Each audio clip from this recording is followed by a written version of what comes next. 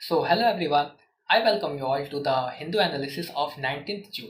तो आज की इस वीडियो में हम कोशिश करेंगे आज के सारे इंपॉर्टेंट आर्टिकल्स जो कि हमारे हिंदू न्यूज़पेपर में आए हैं और जो कि यूपीएससी पॉइंट ऑफ व्यू से इंपॉर्टेंट है, उन सभी को कवर करेंगे। So without delaying let's start our discussion. तो हमने अपना पहला आर्टिकल चूज़ किया है हमारे पेज 8 से, जो कि रिलेवेंट है हमारे जीएस पेपर 3 के लिए। तो बेसिकली इस आर्टिकल में एक कंट्रोवर्सी की बात की गई है जो कि कॉप के प्रेसिडेंट को लेकर है। हमारी कॉप 28 की मीटिंग होने वाली है यूएई में। अब ये कॉप है हमारा कॉन्फ्रेंस ऑफ पार्टी। अब कॉप का फॉर्मेशन काफ़ी सालों पहले हुआ था, जो कि ये डिसाइड किया गया था कि सारे कंट्री मिलकर क्लाइमेटिक फिनोमिना के ऊपर, क्लाइमेट को बचाने के ऊपर इंपॉर्टेंट डिसीजंस लेंगे। ये बेसिकली एनुअली हर साल एक मीटिंग होती है। तो इस बार भी कॉप की 28 मीटिंग, कॉप की 27 मीटिंग हमारे इजिप्ट में हुई थी और इस बार 2023 में हमारी 28 मीटिंग होने वाली है यूएई में, यानी यूनाइटेड अरब एमिरेट्स। अब यह एक कंट्रोवर्सी की बात की गई है। इसमें ऐसा ये है कि इस बार जो हमारे कॉप के प्रेसिडेंट या फिर लीड करने वाले हैं वो है सुल्तान अल जैबर। यहाँ तक सब बिल्कुल ठीक है, बट अब ये हमारे सीईओ भी हैं Abu Dhabi national oil company. इसका मतलब ये एक ऐसे कंपनी की सीईओ है जो फॉसिल फ्यूल से रिलेटेड ऑयल एक्सट्रैक्ट करती है।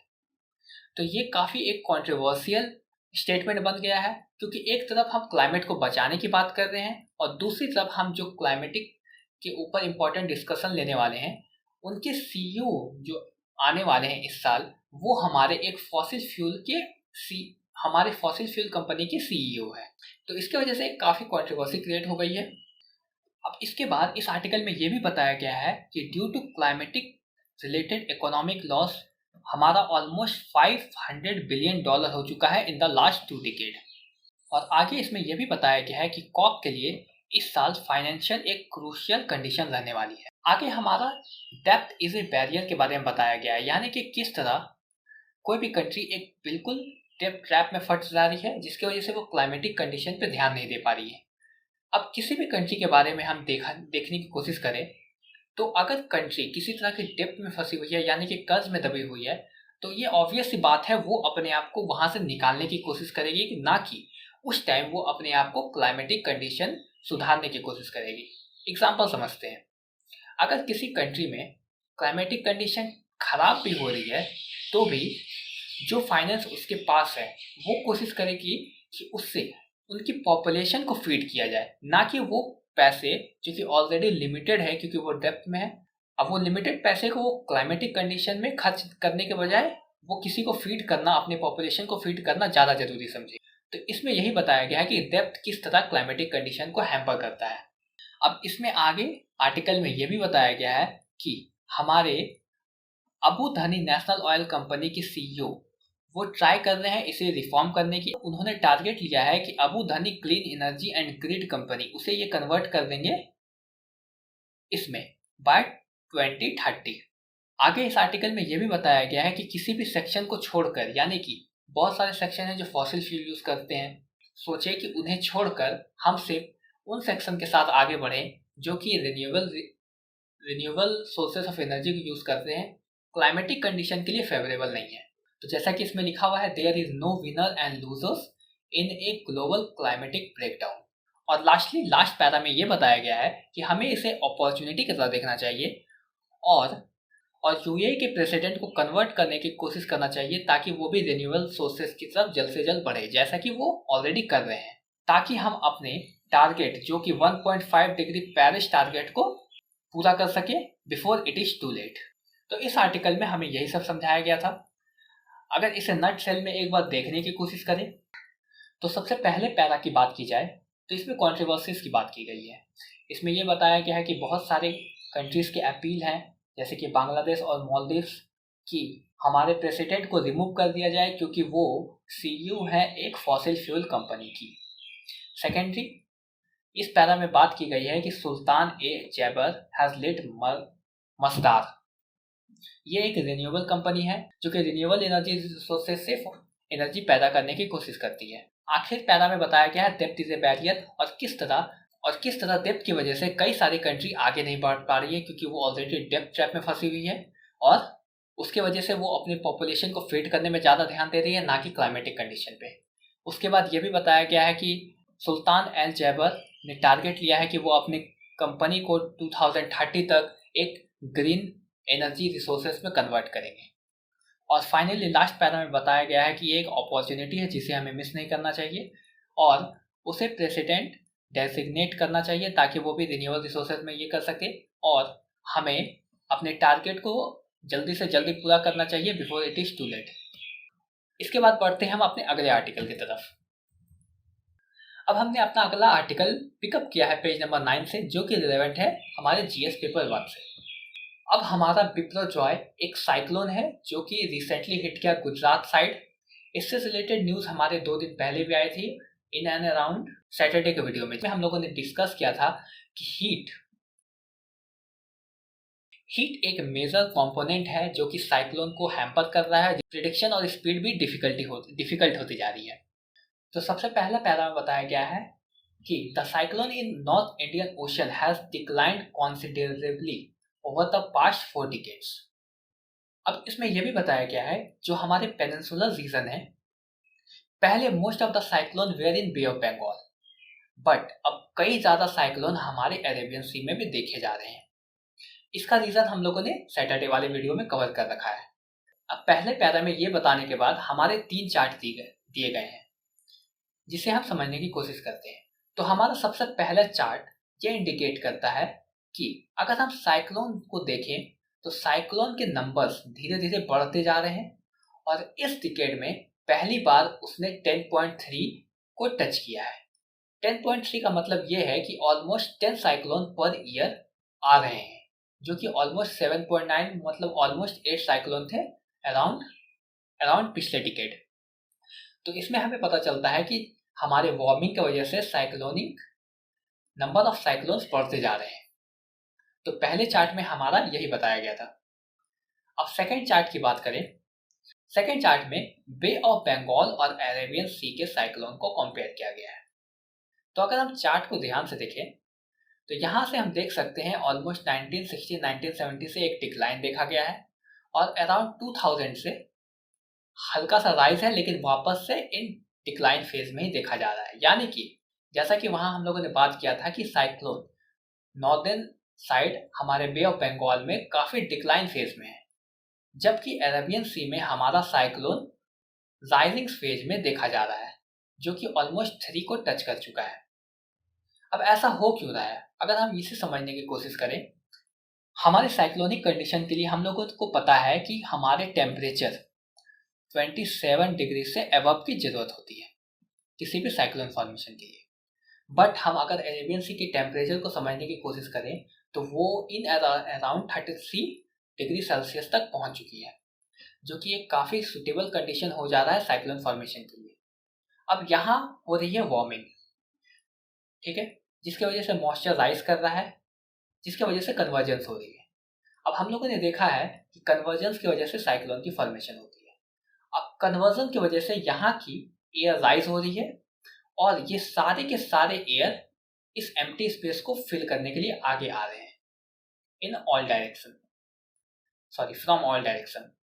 तो ऑलमोस्ट इस साइड के भी जो एयर थे वो भी इसके तरफ खींचे जा रहे हैं, जिसकी वजह से हमारे यहाँ पे रिलेटिवली लो प्रेशर फॉर्म हो रहा है, जिसकी वजह से साइक्लोनिक कंडीशन सुटेबल होती जा रही है, जिसकी वजह से यहाँ साइक्लोनिक कंडीशन बढ़ रही है।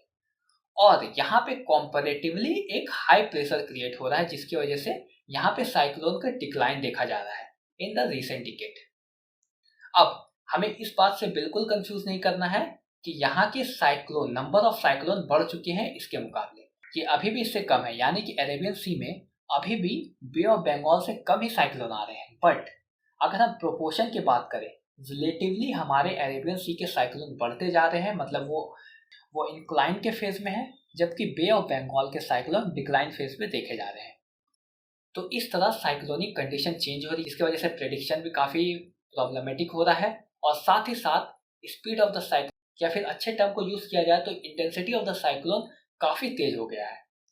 अगर इसे समझने के लिए हम आखिरी चार्ट को देखें तो हम देख सकते हैं यहाँ पे हमारी SCS यानी कि सीवियर साइक्लोनिक स्टॉर्म वो इन एंड अराउंड 23% थी 2009 से 13, वो धीरे धीरे 26% हो गई और अभी इन एंड अराउंड 23 में हमें ये 32% के आसपास देखने को मिल रही है। ये रही हमारी विप्रो जॉय जो कि रिसेंटली इन्होंने गुजरात को हिट किया। तो इस तरह इस आर्टिकल को भी हम लोगों ने कवर कर लिया। सबसे पहले पैरा में बताया गया है कि किस तरह साइक्लोन ने हिट किया है, जिसका नाम विप्रो जॉय पड़ा। ये नेम बांग्लादेश के द्वारा प्रपोज किया गया था। इसमें हम लोगों ने ये भी देखा कि हमारे नदर्न इंडिया में बे ऑफ बंगाल की वजह से हमारे साइक्लोन डिक्लाइन पर है। अरेबियन सी में साइक्लोन काफ़ी तेज़ी से बढ़ते जा रहे हैं।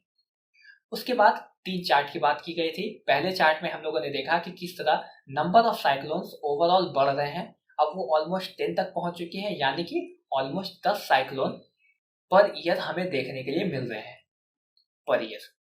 ठीक है। सेकंड चार्ट में बताया गया कि किस तरह हमारे बे ऑफ बंगाल में नंबर ऑफ साइक्लोन घटते जा रहे हैं, बट रिलेटिवली हमारे अरेबियन सी में साइक्लोन बढ़ते जा रहे हैं। बट इसमें यह भी क्लियर किया गया है कि इसका ये मतलब बिल्कुल नहीं है कि हमारे अब अरेबियन सी में ज़्यादा साइक्लोन आ रहे हैं और बे ऑफ बंगाल में कम आ रहे हैं। बस प्रोपोर्शन का अंतर है।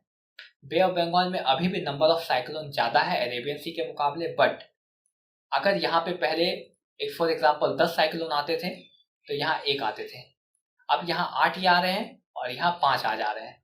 तो हम प्रोपोर्शन की बात करें तो प्रोपोर्शन के अनुसार ये काफ़ी ज़्यादा है, जबकि अभी भी ये 8 से कम ही है, यानी कि अरेबियन सी में अभी भी कम ही साइक्लोन आ रहे हैं बे ऑफ बंगाल के मुकाबले, बट प्रोपोर्शनली ये काफ़ी बढ़ गए हैं। और हमारे तीसरे चार्ट में हमने समझा कि कैसे इंटेंसिटी साइक्लोन की बढ़ती जा रही है। सीवियर साइक्लोनिक स्टॉर्म जो कि ऑलमोस्ट 23% हमारी सीवियर साइक्लोनिक स्टॉर्म के अंडर आती थी, वो बढ़कर 26% हो गई है। और रिसेंट ईयर मतलब 2023 में वो ऑलमोस्ट 32% तक बढ़ चुकी है।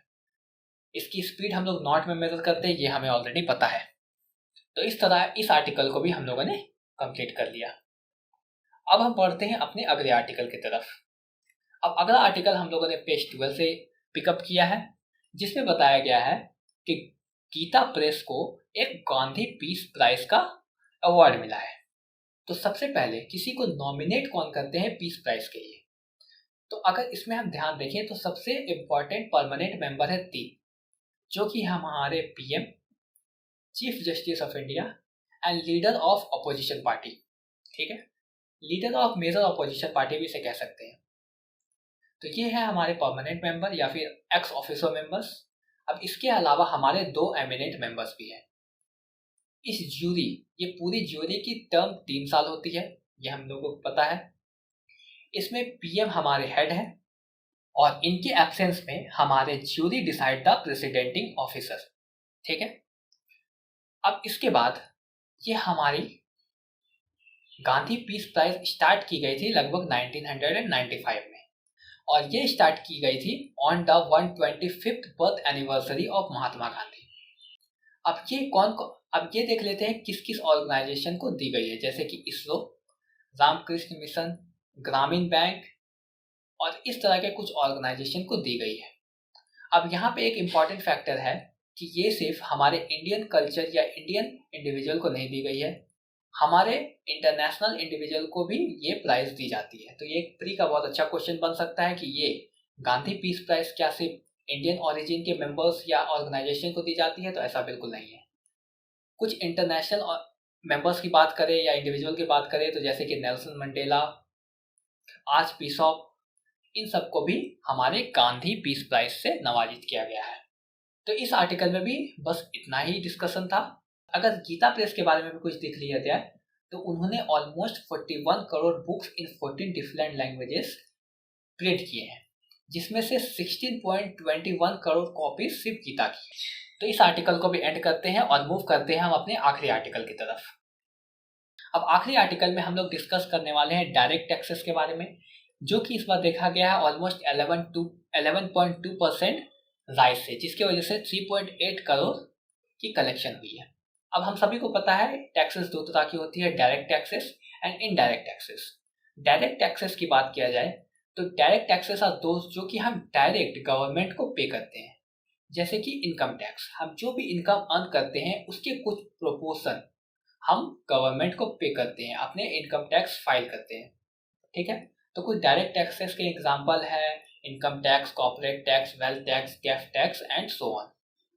अब इनडायरेक्ट टैक्सेस की बात की जाए तो हम लोग कुछ कुछ इनडायरेक्ट टैक्सेस भी पे करते हैं। जैसे कि अगर हम कोई सामान खरीदने के लिए गए तो हम लोगों ने देखा कि हम पर लगती है जीएसटी। तो GST is a form of indirect tax, यानी कि वो कंपनी कुछ पोर्शन टैक्स का हमसे चार्ज करती है। अगर वो बिस्किट का पैकेट या वो आइटम 5 रुपए का है, तो अगर हम लोग सपोज एक आर्बिट्ररी नंबर लेते हैं, 4 रुपए उस बिस्किट के प्रोडक्शन का कॉस्ट है और 1 रुपए है वो हमारी टैक्स जो कि हम लोग पे करते हैं, जो कि सरकार तक पहुंचती है, लेकिन ये हम लोग डायरेक्टली पे नहीं कर रहे हैं। अगर हम वो बिस्किट का पैकेट खरीदेंगे तो हम लोग वो पे करेंगे, अगर वो हम लोग नहीं खरीद रहे तो हम लोग वो पे नहीं करेंगे। तो ये नहीं इनडायरेक्ट टैक्स। इनडायरेक्ट टैक्सेस के एग्जांपल जैसे कि GST, sales tax and custom duty. अब आखिर में ऑर्गेनाइजेशन की बात किया जाए तो सीपीडीटी यानी central board of direct tax is responsible for collecting direct taxes, और सीबीआईसी यानी कि central board of indirect taxes and customs are responsible for collecting indirect taxes. तो इस आर्टिकल में भी बस इतना ही फैक्ट्स के बारे में हमें जानना था। तो फाइनली इस आर्टिकल को भी हम लोगों ने कवर कर लिया है। आज के सारे टॉपिक्स कंप्लीट हो चुके हैं, तो इस वीडियो को यहीं एंड करते हैं। So if you liked our initiative, do press the subscribe button and follow for more. We will keep posting Hindu analysis on the daily basis. तो मिलते हैं हम अपने कल के वीडियो में। तब तक के लिए see you all, bye bye, have a great day and keep learning.